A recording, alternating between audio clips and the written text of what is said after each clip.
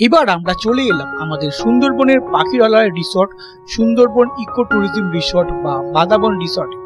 প্রথম দিন প্রায় সন্ধে হয়ে আসায় পুরো রিসর্টটি ঘুরে দেখাতে পারি, তাই শেষ দিন সকালে ঘুরে দেখেছিলাম এই রিসর্ট ও তার আশপাশের আরো কিছু রিসর্ট ও পরিবেশ। আজকের এই ভিডিওতে আমি এই সুন্দরবন ইকো ট্যুরিজম রিসর্ট ও তার ঘর সহ বেশ কিছু দেখাবো। সেই সঙ্গে বলবো সুন্দরবন ভ্রমণের পরিকল্পনা সহ আরো অনেক কিছু, তাই ভিডিওটি শেষ পর্যন্ত দেখুন।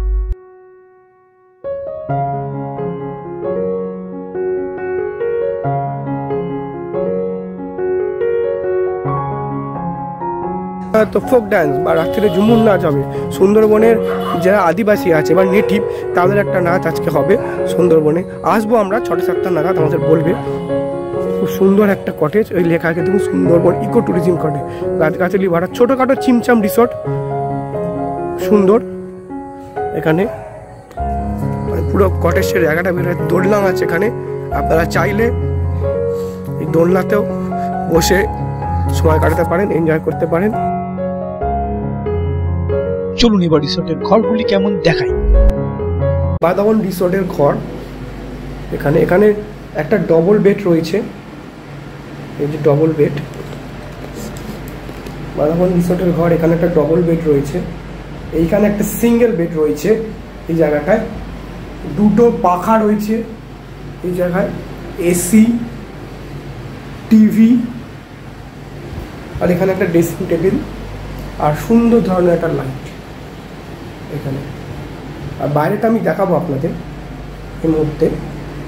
একটা ছোট্ট চিমচাম ঘর, এটার নাম হচ্ছে বাদাবন রিসর্ট বা ইকো ট্যুরিজম রিসর্ট। যে রিসর্টের বাদাবন রিসর্ট বা ইকো ট্যুরিজম রিসর্ট, যে রিসর্টে আমি বুক করেছিলাম, যে ট্যুর অপারেটরের সময় তাদের নিজস্ব রিসর্ট, তাদের বুকিংয়ের ডিটেলস আমি আমার ডেসক্রিপশন বক্সে দিয়ে দেবো, আপনারা বুক করে নিতে পারবেন।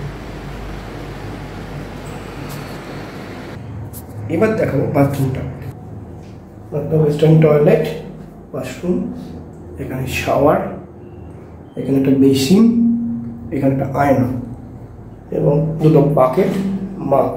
এবার এই বাথরুমে একটা বড় হচ্ছে, এখানে গরম জল বা গিজারের ব্যবস্থা নেই, কিন্তু গিজার না থাকলেও আমি দেখেছি এখানে একটা রড আছে। সেই রড দিয়ে আপনি চাইলে, এই দেখুন বাইরে নিচে রড আছে, এই রড চাইলে আপনি জল গরম করে নিতে পারেন। এই রিসোর্টে মোট 4টি কটেজ আছে। 4টি কটেজে প্রতিটি কটেজে 2টো করে রুম আছে, মনে হচ্ছে 8টা রুম। খুব সুন্দর রুম। আমাদের রুমটা আমি দেখালাম, প্রত্যেকটা রুমই প্রায় সেম এবং প্রত্যেকটা রুমের অ্যামিনিটিসও প্রায় ভালো। খুব সুন্দর কটেজ, আপনারা চাইলে বুক করতে পারেন। তবে এই কটেজের বুকের জন্য আপনাকে একটা ভালো বলে দিই, ট্যুর অপারেটর কিন্তু এই কটেজের বুকের জন্য আপনাকে আগে থেকে হয়তো নাও বলতে পারে। তাই ট্যুর অপারেটরকে বলবেন যখন আপনি বুক করবেন ইকো ট্যুরিজম কটেজ বা বাদাবন কটেজ, যেন আমাদের নামে আপনার নামে বুক করে। কটেজের বাইরেটা দেখান, যেখানে ঝুমুর নাচ সন্ধ্যেবেলা একটু পরেই শুরু হবে। ব্যবস্থাগুলো বেশ ভালো, এখানে উঁচু করা আছে, মানে জল যদি জোয়ার কোনো সময় আসে, জোয়ারের সময় বা কোনো সময় জল আসতে পারে বর্ষাকালে, তাই কটেজের ভেতরে জল ঢুকলেও আপনার বারান্দার ব্যাপারে জল ঢুকতে পারবে না।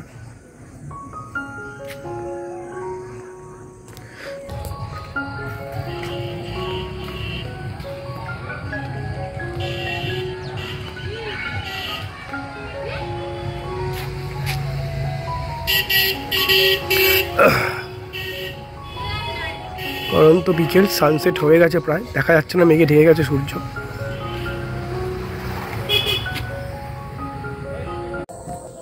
নমস্কার, আজকে সকাল 2রা মার্চ সকালবেলা প্রায় 6:30 বেজে গেছে, 6টা বাজে, মানে 6টা 6:30 বাজে। এই মুহূর্তে আমি দাঁড়িয়ে রয়েছি পুরো রিসর্ট, ইকো ট্যুরিজম রিসর্ট বা বাদাবন রিসর্টে, যেখানে আমরা রয়েছি সুন্দরবনের। এই রিসর্টটা খুব সুন্দর, একটা ছোট্ট রিসর্ট। প্রায় আপনাকে বলেইছিলাম যে রিসর্টটার মধ্যে 8টা রুম, 4টে কটেজ রয়েছে। আর এই রিসর্টটা আমি সেদিনকে রাত্রিবেলা সন্ধ্যা পুরোপুরি দেখাতে পারিনি ভালো করে রুমগুলো, যে আমি আপনাকে এখন আপনাদের এই রিসর্টটা এখন দেখাচ্ছি। দেখুন কেমন, দেখুন সুন্দরবন ইকো ট্যুরিজম লেখা আছে ট্যুর অপারেটরের নামে, ঠিক আছে। এটা সুন্দর একটা রিসর্ট,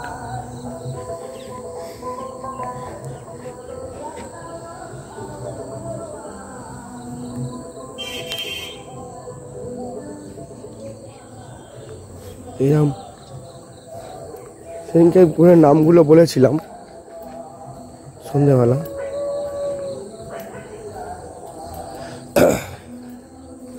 দেখুন কিছু কিছু নাম রয়েছে, যেমন জীবন সাথী, রয়েছে জীবন সাথী, এখানে রুম একটা। এখানে যেমন রয়েছে রিম ঝিম, ঝিম রুমটা আমাদের 4 নম্বর রুম।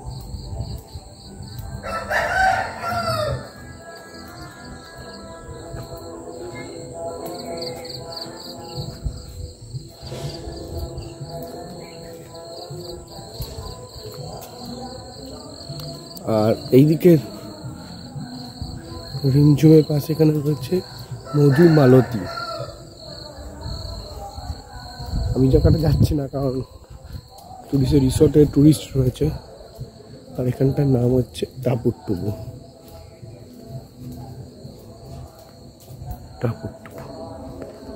আর এই ডাইনিং প্লেস এখনটা বন্ধ আছে, এখানে অফিস।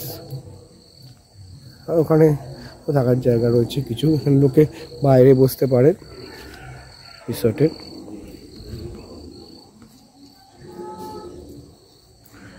দেখুন সাইড দিয়ে আছে রিসোর্টটা, কি সুন্দর, চারিদিকে বাগান গাছপালা।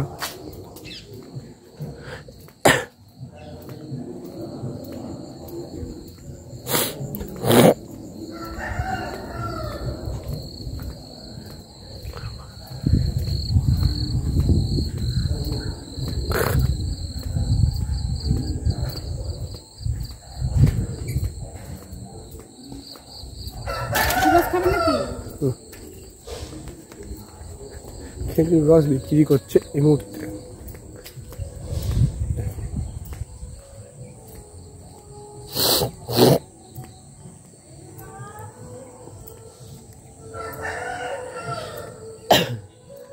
আর এই রিসোর্টের বাইরে যাই,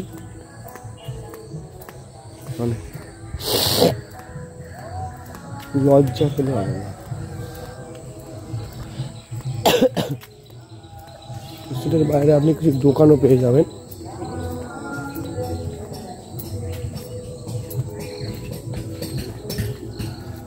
সামনের দোকান,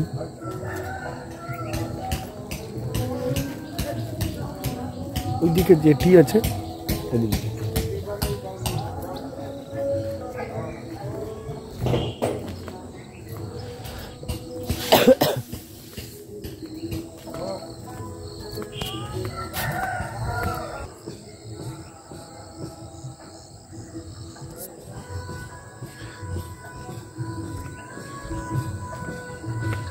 এই হিসেবে দোলনা আছে, সুন্দর দোলনায় চড়তে চড়তে আপনি আনন্দ উপভোগ করতে পারেন, প্রিয়জনের সঙ্গে সময় কাটাতে পারেন। তবে আমি যেটা বলবো, সুন্দরবন ট্যুর, আমাদের ট্যুর অপারেটরের ট্যুর খুবই সুন্দর। প্রত্যেকটা খাবার দাবার যা দেওয়া হয়েছে, আমার গলাটা আমাদের ধরে গেছে দুদিন ধরে ঠান্ডা সর্দিতে, অতটা বোঝা যাচ্ছে না। প্রত্যেকটা খাবার দাবার খুবই ভালো এবং সুন্দর। যে বোটে করে এরা রাইড নিয়ে গেছে, সেই বোটও খুব সুন্দরভাবে ঘুরিয়েছে। যে এখানে হয়তো আপনি আসবেন যে বাঘ দেখতে পাবো 100%, এটা একদমই নয়। ধরে নিতে হবে আপনি 99% বাঘ দেখতে পাবেন না, এটা একদম ফ্যাক্ট। এটা আপনাকে কেউ বলবে না, কোনো ট্যুর অপারেটরও বলবে না, কোনো ট্যুর ট্রাভেল এও বলবে না, মানে ট্যুর ব্লগাররাও বলবে না।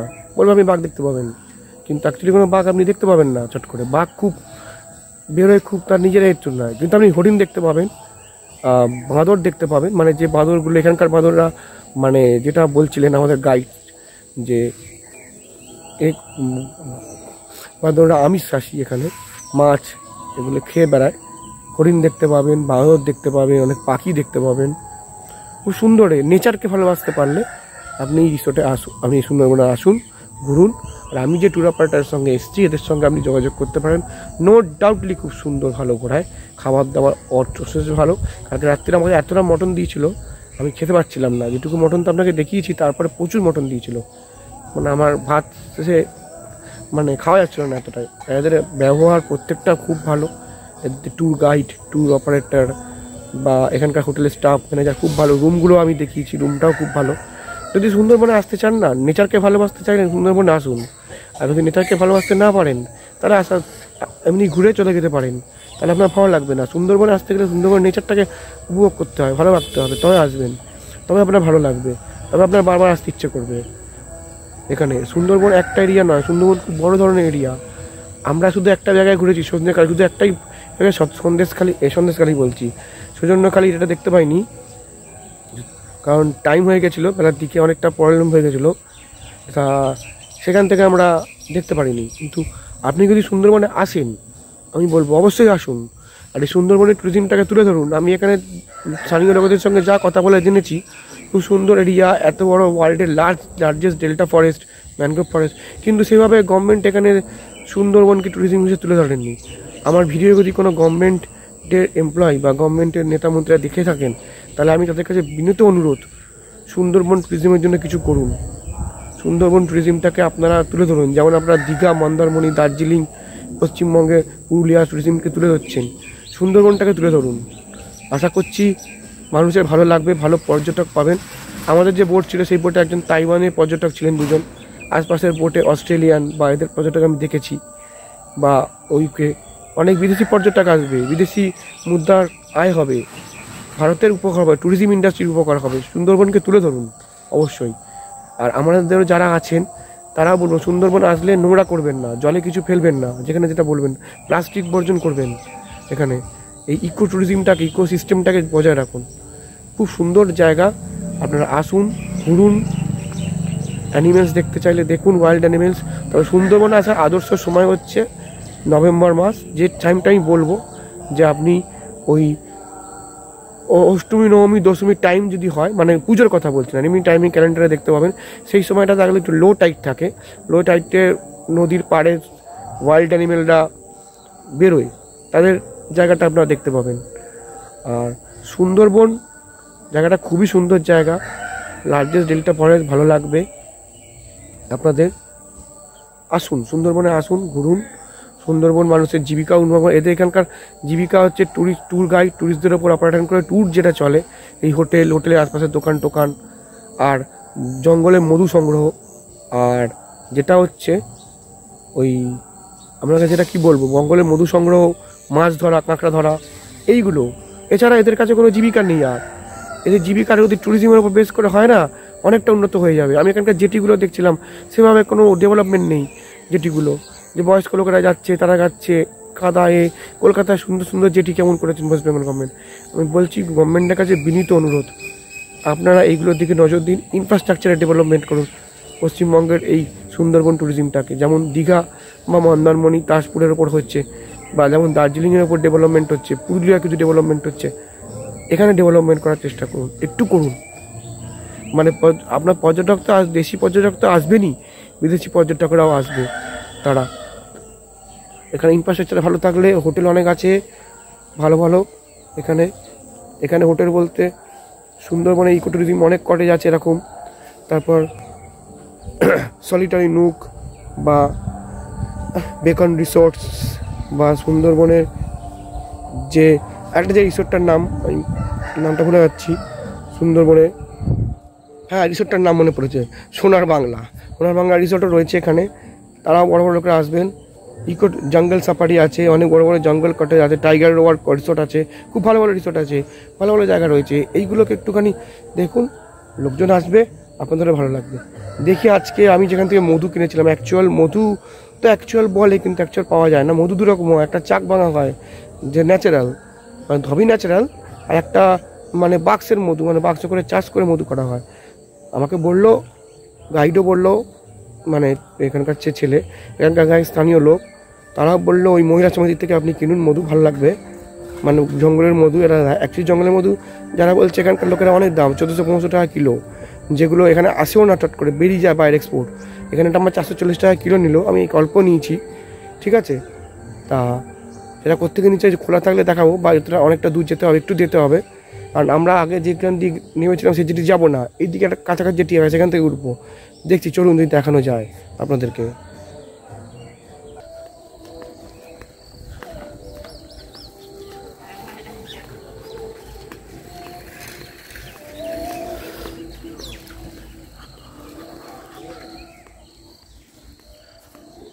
কিন্তু দোকান, এই দোকানটা থেকে নেবেন 500 টাকা নতুন।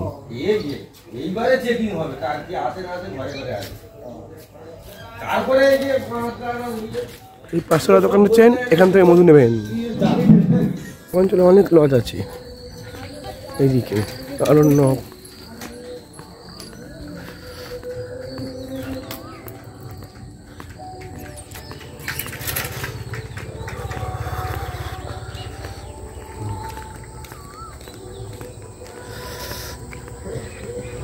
সুন্দর ফ্রেশ এয়ার এখানে।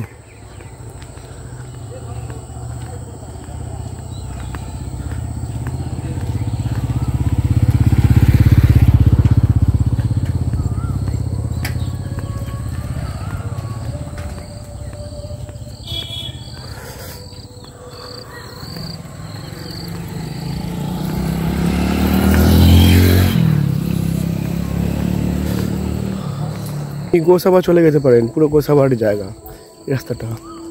এই যে ওয়াইল্ড হ্যামলেট রিসোর্ট,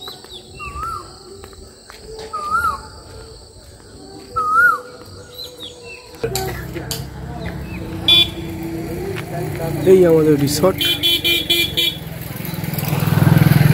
এর পাশেও আছে দরিয়া হোমস্টে।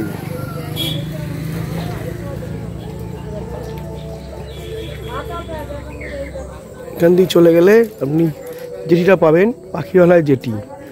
আজকে আমরা পাখিরালয় জেটি থেকে এসেছিলাম, পাখিরালয় জেটি যাবো না, যাব আমি একটা প্রাইভেট জেটি আছে সেইখানে।